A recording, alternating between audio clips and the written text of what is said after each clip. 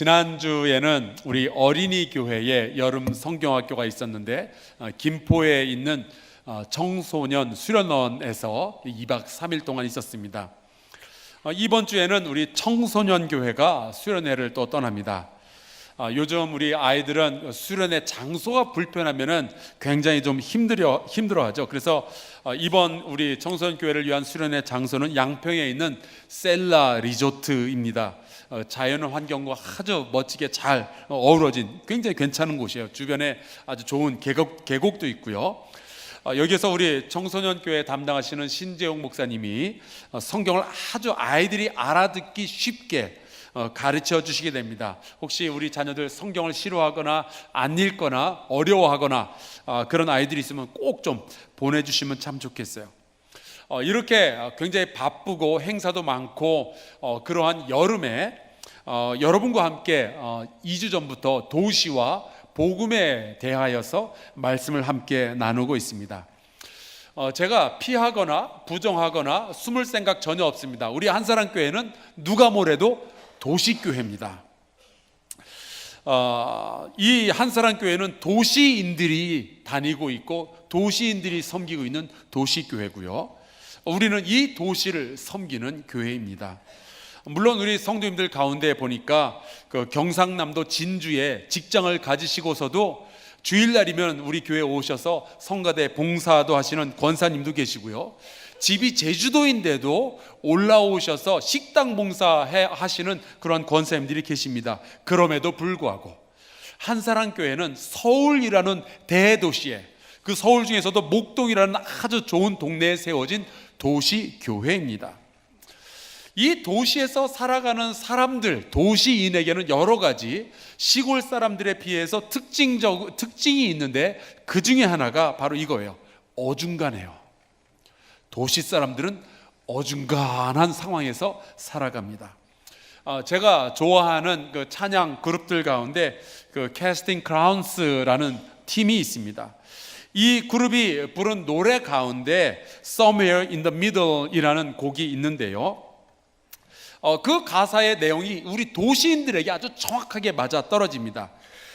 제가 그 가사의 내용을 제가 읽어드리겠습니다. 그 가사가 이렇게 돼요.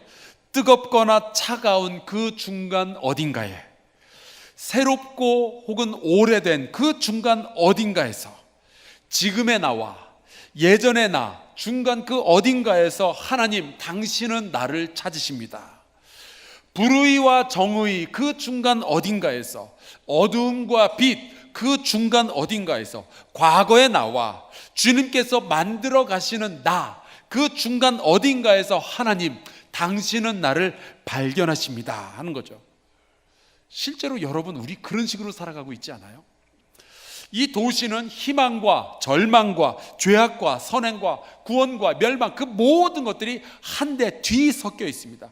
그 도시 안에서 살아가고 있는 우리 도시인들은요, 수많은 갈등과 선택들 사이에서 늘 어중간하게 위치하고 있어요. 그래서 저는 이 도시와 도시인들을 회색으로 표현을 해보았습니다. 검은색과 하얀색 그 중간 어중간하게 있는 색깔이 회색이죠. 그런데 여러분, 도시와 도시인은 어중간할지 몰라도 복음은 그렇지 않아요. 복음은 명확합니다.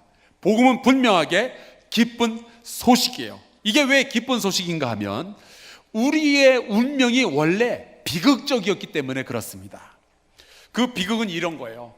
우리가 아무리 법을 잘 지키고 착하게 살고 남을 도와주는 인생을 살아도 우리의 선함은 우리의 악함을 뛰어넘을 수가 없어요.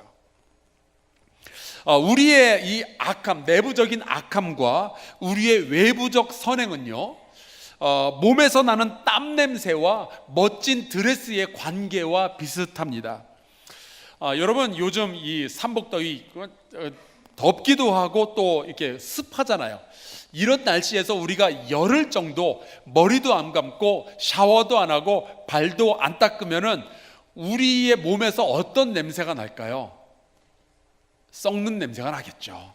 머리에서부터 발끝까지 이상한 냄새가 날 거예요.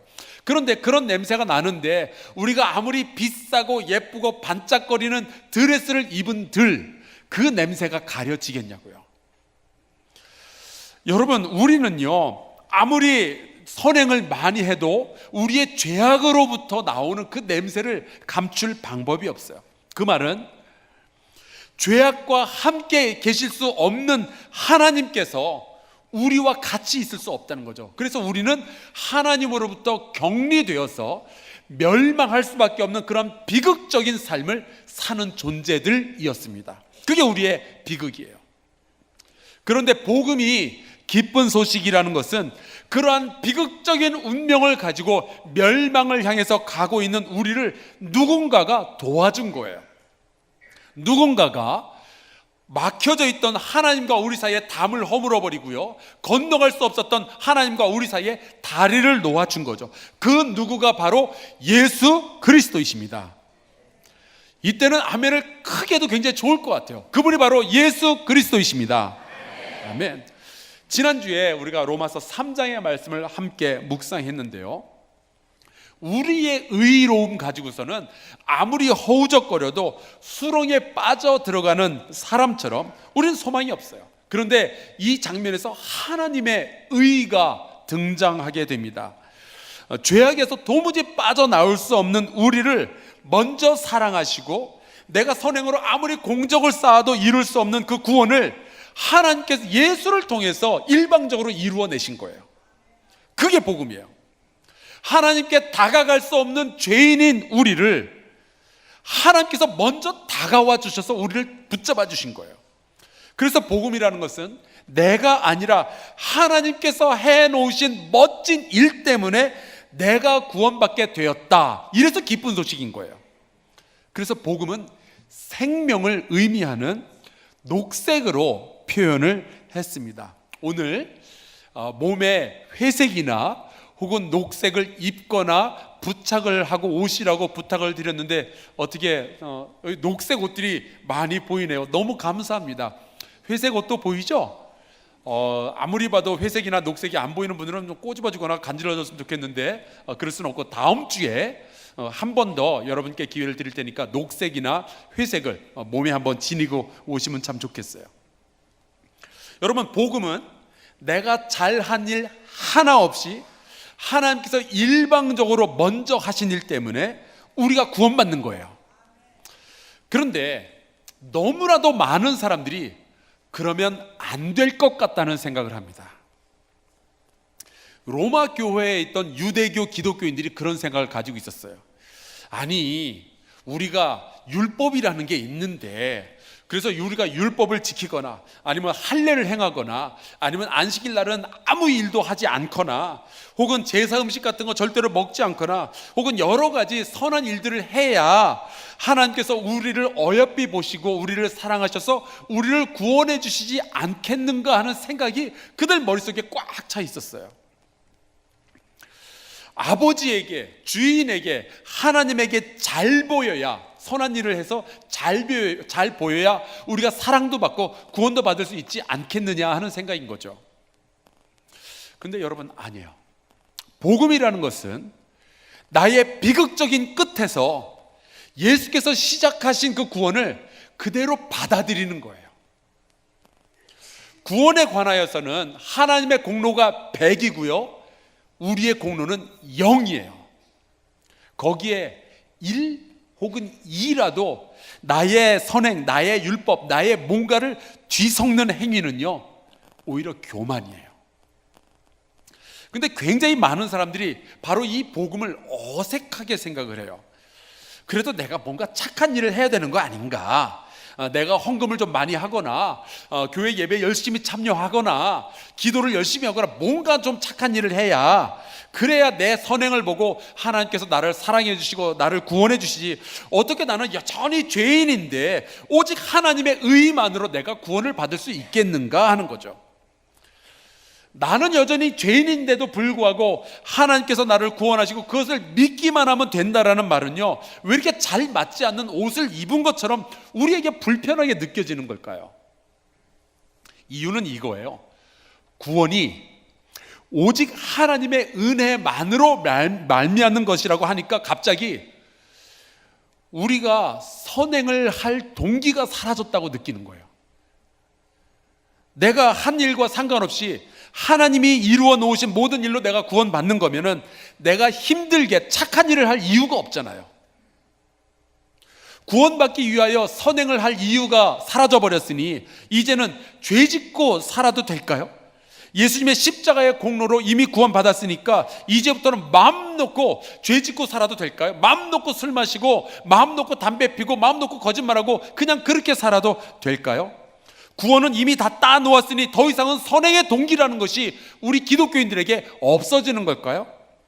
아니에요. 우리가 오늘 함께 읽은 이 로마서 12장 1절과 2절 말씀이 바로 그런 질문에 대한 대답입니다. 제가 읽어볼게요.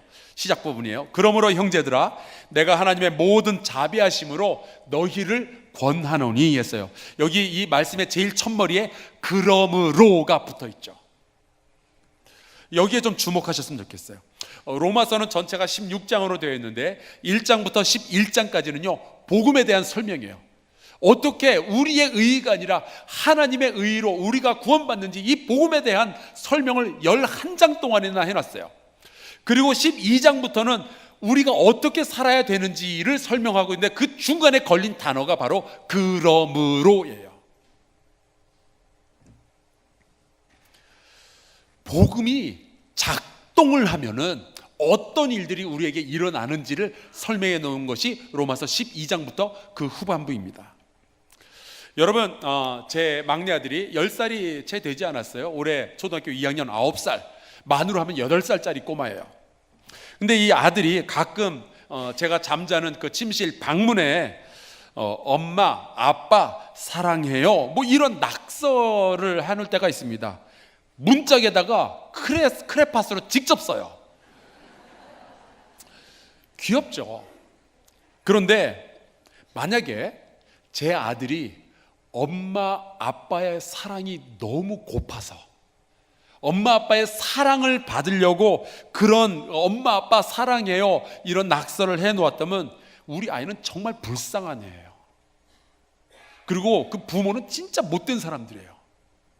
어떻게 아이로 하여금 이 부모의 사랑을 갈망하도록 만들어서 어떻게 해서든지 사랑받아 보려고 엄마 아빠 사랑해요 이런 소리를 쓰게 만드냔 말이죠.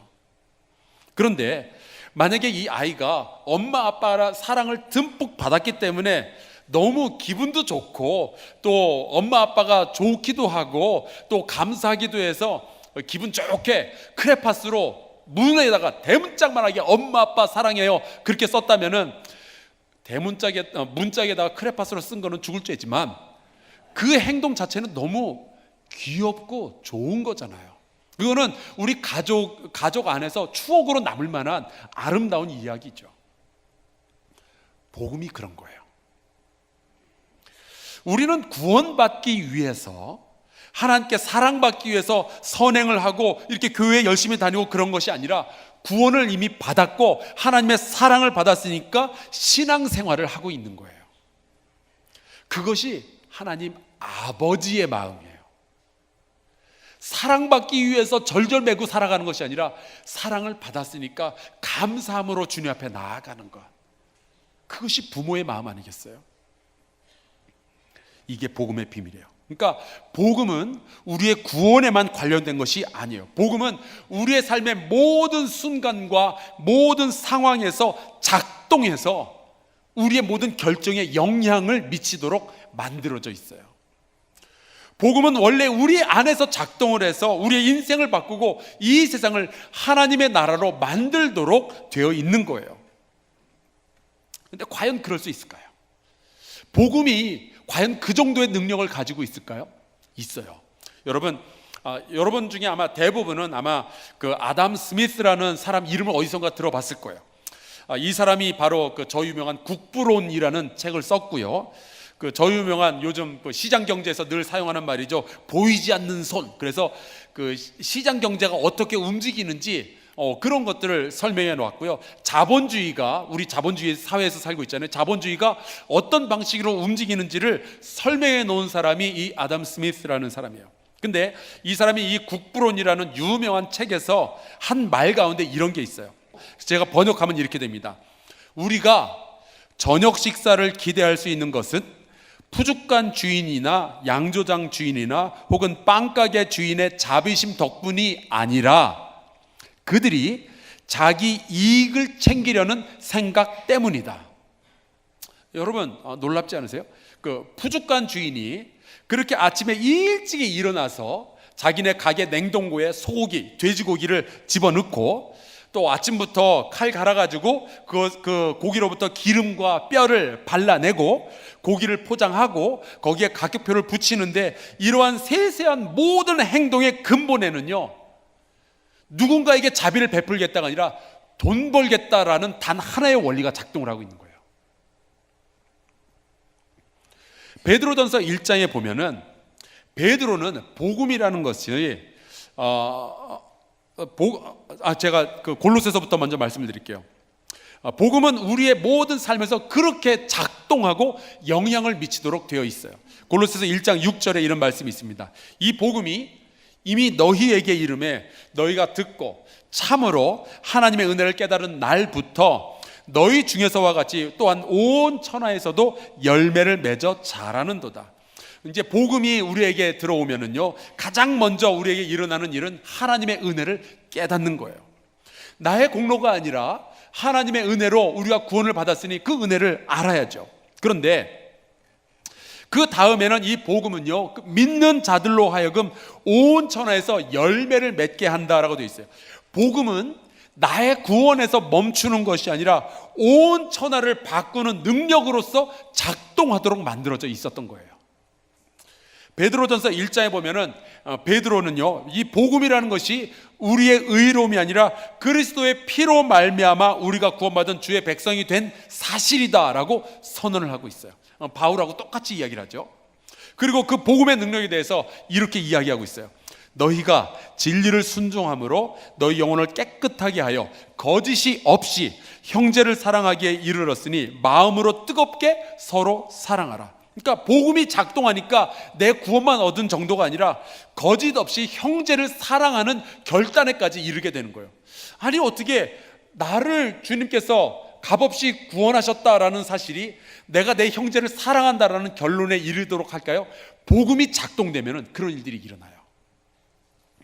분명히 복음은 능력이 있어요. 이익을 추구하려는 이 본능이 우리 자본주의 사회에서 살아가는 모든 사람들의 모든 결정에 영향을 끼치는 것처럼 복음은 우리의 삶의 모든 영역에서 작동해서 하나님 나라를 만들어 가도록 할 능력이 있어요. 복음의 능력은 우리에게 문제가 아니에요. 문제는 복음이 우리 안에서 작동을 잘 안 하는 게 문제예요. 여기서 이 인천 쪽으로 가다 보면은 이제 김포와 인천을 연결하는 그 길이 있잖아요. 그 중간에 보면 북항 터널이라는 것이 있어요. 저도 한 두어 번 그 북항 터널을 지나가 본 적이 있었는데 이 북항 터널은 그 국내에서 제일 긴 해저 바다 밑으로 지나가는 해저 터널입니다. 그런데 여러분 아마 뉴스에서 보셨을 거예요. 이번 장마 때 이 터널이 물에 잠겼어요. 이 건설된 지 얼마 안 됐거든요. 몇 달 안 됐는데 이게 뭐 비 좀 왔다고 해서 물이 확 잠겨버렸어요. 이런 일이 왜 일어났는지 아세요? 배수 펌프가 문제였어요. 이 배수 펌프가 작동을 안 한 겁니다. 그러니까 터널이 물로 그냥 막혀버리고 만 거예요. 여러분 몇 년 전에 일본 그 후쿠시마에서 원자력 발전소가 폭발 사고가 있었죠. 그 사고가 왜 난지 여러분 알고 계시나요? 지진 때문에 해일이 몰려왔어요. 이 해일 때문에 정전이 되었습니다. 그래도 저 발전소는 계속 움직여야 되기 때문에 그런 거에 대비해서 그 디젤 엔진으로 거대한 그 전기 발전기가 있었어요. 그런데 이 발전기가 작동을 안 한 겁니다. 이 발전기가 작동을 안 하니까 전기가 나오질 않았고, 전기가 없으니까 원자로의 냉각기가 작동을 안 했고요. 냉각기가 작동을 안 하니까 원자로의 온도가 계속해서 올라가기 시작했고요. 그러다가 이 원자력 발전소가 폭발하고 온 도시가 그 방사능으로 다 오염이 돼버린 거예요. 심지어 이 방사능 물질이 바닷속으로도 흘러들어가가지고 뭐 그 바닷물에 살고 있는 모든 생물들을 전부 오염시켜 버렸어요. 여러분, 이 사고 때문에 그해 여름에 우리나라에 횟집들이 얼마나 많이 문을 닫았는지 아세요?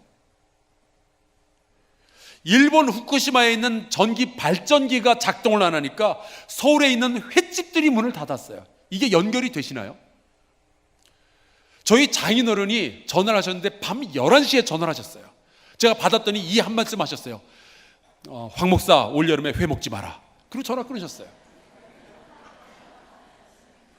후쿠시마에 있는 발전기 하나가 작동을 안 하니까 제가 11시에 회 먹지 말라는 전화를 받았어요. 하나의 원리가 여기까지 영향을 미쳐요. 고린도전서 15장에 보면은 복음이 제대로 작동만 한다면은 일어나는 연쇄 작용에 대해서 기록을 해 놓았습니다. 우선은 이 복음이 우리의 구원에 관여를 하죠. 근데 거기서 멈추지 않아요. 우리가 복음을 받아들이게 된다면, 구원을 받은 백성이 된다면은 또 이러한 사실을 받아들이게 된다는데, 고린도전서 15장 13절입니다. 만일 죽은 자의 부활이 없으면 그리스도도 다시 살아나지 못하셨으리라. 예수께서 죽으셨다가 부활하신 것 때문에 우리도 죄지었지만 우리가 나중에 구원받은 주의 백성으로서 부활할 소망이 있게 되는 거잖아요. 그리스도가 우리 죄를 위해 죽으셨다가 부활하신 것을 보니 결국 우리도 죽었다가 나중에 부활하게 될 거다라는 것을 믿게 되는 거죠. 복음의 그 다음 단계의 결론입니다. 그런데 여러분, 우리가 그 부활을 믿게 된다면 우리는 죽음 앞에서 두려워하지 않고 당당하게 되는 거예요. 세상에 많은 사람들은 병원에서 마지막 순간에 안 죽으려고 발버둥을 친다는데, 믿는 사람들은 주님께 찬송을 부르면서 죽을 수가 있는 거예요. 기도받고 죽을 수가 있는 거예요. 여러분, 죽음 앞에서 두려워하지 당당하지 않다는 것이 우리에게 얼마나 큰 능력이 되나요? 그래서 바울은 고린도전서 15장 55절에 이렇게 쓰고 있어요. 사망아, 너의 승리가 어디 있느냐? 사망아, 내가 쏘는 것이 어디 있느냐? 사망을 두려워하지 않는 삶을 살아갈 수 있는 것이 복음으로부터 시작된 능력이에요. 그리고 마지막으로 복음의 결론을 이렇게 내립니다. 그러므로 내 사랑하는 형제들아, 견실하며 흔들리지 말고 항상 주의 일에 더욱 힘쓰는 자들이 되라. 주님이 나를 구원하셨다라는 그 복음이 내 안에서 작동하게 되면요, 주의 일에 더욱 힘쓰는 자들이 되는 거죠. 이게 바울의 이야기예요. 만약에 이것을 거꾸로 이야기를 한다면, 만약에 여러분이나 저나 지금 주의 일에 힘쓰지 않고 있다면요, 아마 복음이 내 안에서 지금 작동을 잘 안 하고 있는 걸 거예요. 이 세상의 수많은 종교들은 어떤 행동이나 규칙을 통해서 나의 내면 세계를 바꾸려고 하죠. 복음은 그 반대예요. 내 안에 들어온 복음이 내 바깥으로 번져나가면서 내 행동과 이 세상을 바꾸는 우리의 삶의 원리가 되는 겁니다. 바울이 쓴 고린도전서라는 편지는 이 고린도라는 도시 안에서 복음이 잘 작동하지 않으니까 일어났던 여러 가지 문제에 대한 해답지입니다. 고린도는 항구 도시죠. 우리나라로 치면 아마 인천이나 부산쯤 될 거예요. 큰 도시입니다. 이 도시 안에서 굉장히 많은 일들이 일어났는데 쉽게 대답할 수 없는 일들이었어요. 우선 성도들 사이에서 갈등이 일어나서 바울파, 게바파, 그리스도파 막 이런 식으로 나누어졌죠. 그뿐인 줄 아세요? 교회 안에서 성도들끼리 음행의 문제도 일어났어요. 또 성도들끼리 서로 고소해서 세상 법정에서 재판하는 일도 일어났고요. 결혼의 문제, 이혼의 문제도 있었어요. 또 제사 때 바친 음식을 먹어도 되는가 안 되는가 여러 가지 쉽게 대답하기 어려운 문제들이 있었어요. 심지어 여자들이 대중 앞에서 머리카락을 보여도 되는가, 아니면은 보자기, 스카프 같은 것을 뒤집어 쓰고 다녀야 되는가 하는 그러한 문제까지 등장을 하죠. 이 모든 질문들에 대해서 바울은 단 하나의 원리를 가지고 대답해요. 그 원리가 바로 복음이에요. 우리는 아무 공로 없으나 하나님께서 하나님의 의로 우리를 구원하셨다. 요 한 문장 가지고 그 모든 질문에 대해서 대답을 하고 있어요. 복음이 작동을 하니까 거기에 대한 대답이 나오는 거죠. 여러분, 결혼과 이혼, 우리가 오늘 점심 때 무슨 음식을 먹을까에 이르기까지 복음은 삶의 모든 영역에서 작동하도록 되어 있어요. 지난주 우리 어린이교회 여름 성경학교 하는 그 장소 김포로 찾아가서 이제 담임 목사 찾아가서 격려하고 기도해주고 그랬어요. 근데 제가 만난 권사님 한 분은 교회학교 한 부서의 부장님이신데 휴가를 내어서 이제 어린이 그 성경학교에 온 식구가 다 같이 왔다는 거예요. 휴가 기간 동안에. 제가 같이 밥을 먹다가 너무 죄송하잖아요. 죄송하기도 하고 감사하기도 해서 아유, 휴가를 식구끼리 보내야 되는데 여기 와서 이렇게 힘들게 고생해서 어떡해요? 그렇게 물어봤더니 그 부장 선생님, 권사님이 저한테 이렇게 대답을 하는 거예요. 아, 목사님, 6만 원 내고 온 식구가 휴가를 보낼 수 있으면 괜찮지 않아요? 그러면서 웃음을 짓는데 가슴이 찡한 거 있죠. 여러분, 복음이 들어가니까 휴가지가 결정이 되는 거예요.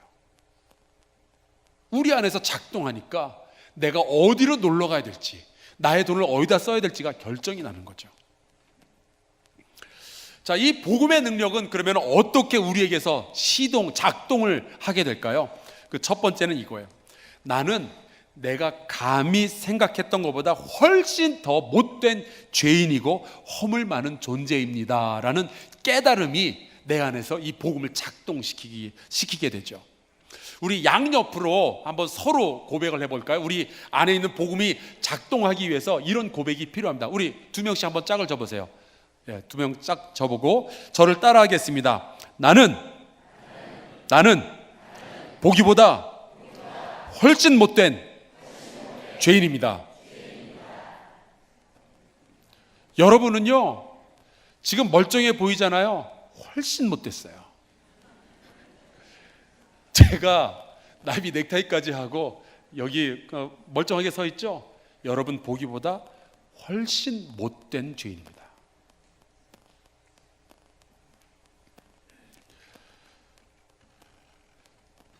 과연 그런 우리가 누구를 판단하며 누구를 정죄하며 누구를 비난할 수 있겠어요?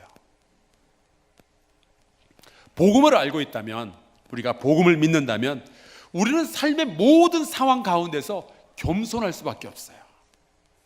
만약에 우리가 어떤 섬기는 일을 교회에서 하거나 바깥에서 누군가를 도와주고 섬기는 일을 하는데 이게 점점 힘들어지고 짜증나고 실증나고 그렇다면요, 아마 우리가 겸손하지 않아서 그럴 거예요. 만약에 우리가 이 섬기는 일이 실증나면요, 복음이 내 안에서 작동하고 있는지를 먼저 확인을 하셔야 돼요.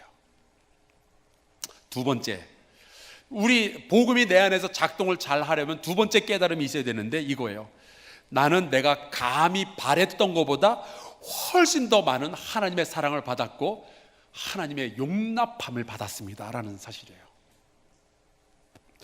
우리에게 부어주신 하나님의 그 구원의 은총은요, 내가 가지고 있는 자격보다 훨씬 큰 거예요. 우리가 기대할 수 있는 것보다 훨씬 큰 것을 우리가 하나님으로부터 받았어요. 우리 양옆으로 좀 전에 고백 나눴던 그분하고 다시 한번 짝을 지어보세요. 자, 그리고 저를 따라해 보시기 바랍니다. 나는 보기보다 하나님의 사랑을 훨씬 더 많이 받고 있습니다. 아멘. 옆에 있는 사람이 약간 꾀죄죄해 보여도요, 보기보다 훨씬 하나님의 사랑을 많이 받고 있어요. 아멘. 무슨 뜻이죠? 아멘. 만약에 이 복음을 우리가 가지고 있다면, 이 깨달음을 우리가 가지고 있다면요, 이 복음은 우리 안에서 감사의 마음을 일으키게 됩니다. 그래서 모든 일에 감사함으로 임하게 되는 거죠. 항상 감사하는 힘이 여기서 시작이 됩니다. 그렇다면 여러분 집에 가서 반찬이 별로 좋질 않아도 그거 감사함으로 받으셔야 돼요. 아멘. 아니, 반찬이 문제예요. 자격 없는 우리에게 하나님의 사랑이 주어졌는데, 우리의 자녀가 자꾸 말썽을 일으켜도요, 하나님께 감사해야 되고요, 내가 병에 걸렸어도 하나님께 감사해야 되고요, 사업이 좀 힘들어져도 하나님께 감사해야 돼요. 그래서 복음을 가진 자는 오늘 본문에 나오는 것처럼 우리 몸을 하나님께서 기뻐하시는 거룩한 산제사로, 산제물로 드려야 되는 거죠. 특별히 2절 말씀에 보면 이렇게 말씀하고 있어요. 너희는 이 세대를 본받지 말고 오직 마음을 새롭게 함으로 변화를 받아 하나님의 선하시고 기뻐하시고 온전하신 뜻이 무엇인지 분별하도록 하라. 복음은 우리가 세상을 본받아서 살아가는 것을 멈추게 하는 능력이 있어요. 대신에 하나님의 선하시고 기뻐하시고 온전하신 뜻이 무엇인지 분별하도록 하는 그 능력을 줍니다. 당연하죠. 우리 같은 죄인이, 우리 같이 못된 죄인이 그런 하나님의 어마어마한 은혜를 받았으니까요. 그런데 복음은 세상에 나갔을 때도, 세상에서 여러 삶에서도 하나님의 뜻을 분별하도록 해주는 능력이 되는데, 때로 우리는 교회 안의 신앙생활에서조차 이 세대를 본받아서 하려고 해요. 큰 문제죠. 나의 이익이, 자본주의를 움직이는 그 힘이 나의 신앙생활마저 움직이고 있는 거예요. 세상을 본받은 게 그런 뜻이에요. 우리가 하나님께 감사 헌금을 작정을 하는데, 복음이 만약에 작동이 되면은 겸손함과 감사의 능력이 움직이게 되고, 그러면 하나님의 선하시고 기뻐하시고 온전하신 뜻을 분별해서 우리가 정성스럽게 감사의 헌금을 드리게 되는데, 만약에 복음이 작동을 하지 않으면요, 감사 헌금을 드리는 것조차도 이 세대의 자본주의의 원리를 가지고 작정을 하기 시작해요. 문제는 복음에서 우리의 삶의 모든 영역의 자그마한 결정까지 거리가 좀 너무 멀다는 데 있어요. 그렇잖아요. 오늘 점심에 뭘 먹을까? 이 결정을 내려야 되는데, 나는 공로 없으나 하나님의 공로로 내가 구원받았다, 여기에서부터 나 오늘 짜장면 먹을게, 이 결론까지 가기가 너무 멀어요. 이번 휴가 때 우리가 어디로 여행을 갈까? 복음하고 이거하고 상관없다는 생각을 하기가 그래서 쉬운 거예요.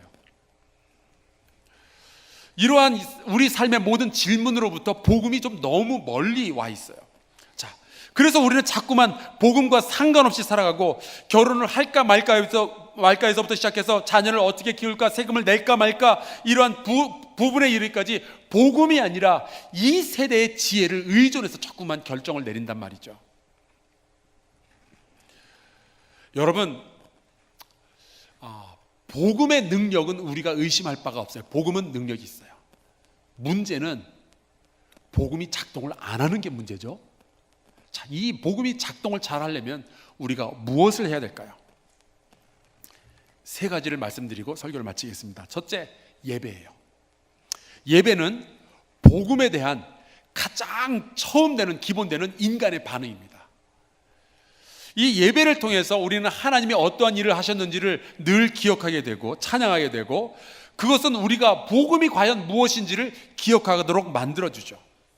이 복음을 먼저 단단하게 하기 위해서는 우리가 예배에 열심히 참여해야 됩니다. 두 번째, 우리가 하나님의 말씀을 묵상해야 돼요.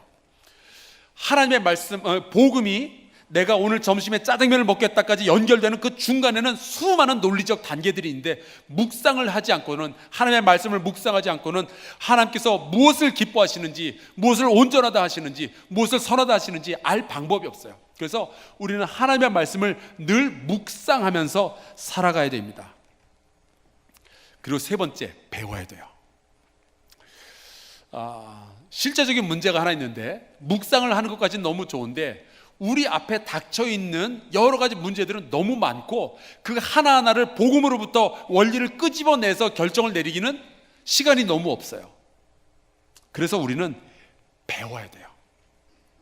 예배 설교를 통해서, 성경 공부를 통해서, 또 우리의 신앙의 선배들이 어떻게 살았는지를 봐서 묵상의 그 오랜 긴 그 과정을 생략하고 우리는 복음으로부터 바로 결단에까지 금방 이를 수가 있게 되는 거죠. 그래서 여러분, 신앙생활은요 20년 30년 했다고 해서 난 이제 그만 배워도 돼, 난 이제 성경 공부 안 해도 돼, 아니에요. 죽을 때까지 배워야 돼요. 안 그러면 우리는 복음의 능력이 내 안에서 작동하지 않는 비극을 다시 한번 경험을 해야 되거든요. 여러분, 도시인들은 수많은 결정을 하면서 살아가야 됩니다. 제가 생각하기에 시골에 사시는 분보다 도시에 사는 분들이 훨씬 선택의 갈등들을 많이 경험하게 되는 것 같아요.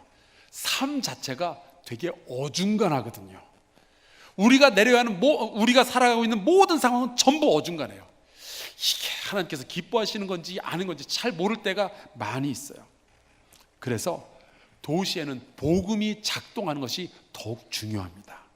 이 복음이 잘 작동하도록 우리가 예배와 말씀 묵상과 배우는 일에 전념을 해야 돼요. 앞으로 우리 한사랑교회가 나아갈 방향이 바로 여기에 있습니다. 도시교회로서 도시인과 함께하는 교회는요, 예배와 말씀 묵상과 배움에 훨씬 더 많은 노력을 기울여야 되는 거죠. 이렇게 예배와 묵상과 말씀의 배움을 통해서 복음이 잘 작동하는 도시교회, 그리고 저와 여러분이 될 수 있기를 주의 이름으로 축원합니다. 우리 함께 찬송가 508장 같이 찬양하겠습니다.